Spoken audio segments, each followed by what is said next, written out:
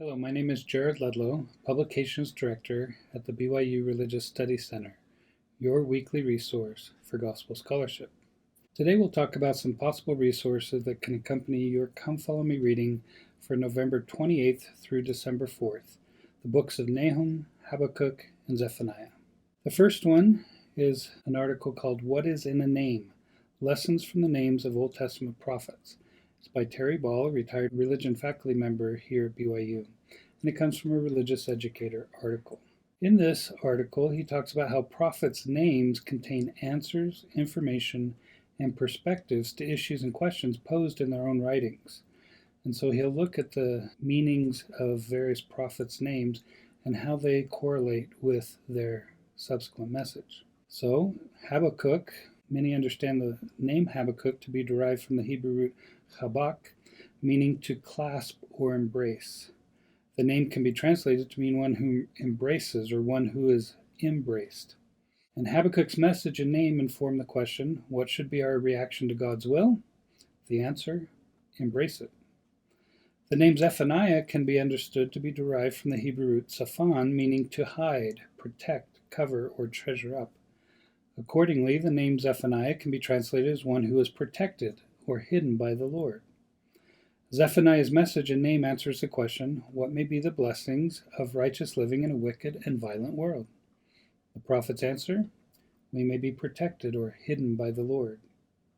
The name Haggai is thought to be derived from the Hebrew root Chagag, likely meaning to make a pilgrimage or keep a pilgrim feast. Haggai is typically understood to mean one who is festal or celebrates. Latter-day Saints can see in this prophecy and in the prophet's name an answer to the question, why should we build temples?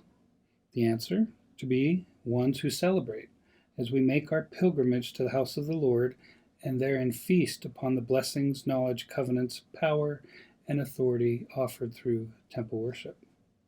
The name Nahum is derived from the Hebrew root Nahum, which means to pity, to be sorry, to comfort, or be comforted. Nahum or Nahum is typically understood to mean a comforter or consoler. What comfort and perspective Nahum's prophecies must have given the faithful of his people during their struggles with Assyria, to know that ultimately God would deliver them. What comfort and perspective we can find in our struggles and trials today if we have faith that in the end God will triumph over the adversary. What can faith offer us in times of distress and adversity? An answer we find in Nahum is a comforter or a consoler. And he does also mention a few other prophets and just gives their names, but goes into detail on those specific ones. The second article is called The Calling of a Prophet. It's by Jack Welch, a retired law professor here at BYU, and it comes from a volume called First Nephi, The Doctrinal Foundation. And while from this book its focus is primarily on the Book of Mormon, he does draw a lot of connections with the Old Testament, and particularly this time period that we're talking about this week. And so he sees Lehi's prophetic call in light of his world, by inquiring how his words and experiences may have been understood by his contemporaries. It is concluded that in many remarkable respects, Lehi had as much in common with other prophets of God called in that classic era of ancient Israelite prophecy as any other prophet. And so during Lehi's lifetime, it mentions in 1 Nephi chapter 1 that there were many prophets who preached in Jerusalem. And so Professor Welch talks about some of these, like Nahum, who proclaimed the vengeance of the Lord on his enemies and marked the fall of Nineveh. Zephaniah prophesied that God would sweep the earth completely clean and would stretch his hand over Judah to punish its royal house and to wipe out of Jerusalem all remnants of Baal.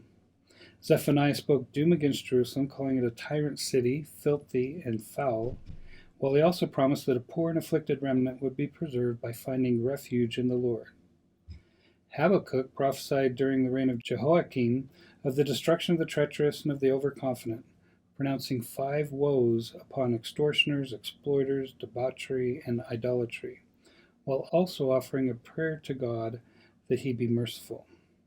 Jeremiah was also very active during this time period and after Lehi's day. And undoubtedly there are many other prophets whose names are not given. So one of the connections that Professor Welch makes with these prophets and prophecy in general in the Old Testament is the presence of council visions. And there's three main elements common to most accounts of such council visions in the Bible. They are first, that God was described as surrounded by his numerous host. Second, that the discussion of the council was brought to a conclusion by a council leader. And third, that the word of God was then stated to determine the fate of a person or group. And so in 1 Nephi 1, again, we see Lehi having this experience of seeing God on his throne, surrounded by numerous concourses of angels, and then figures coming from there to share a message with Lehi that then he was asked to share with the people of Jerusalem in his day.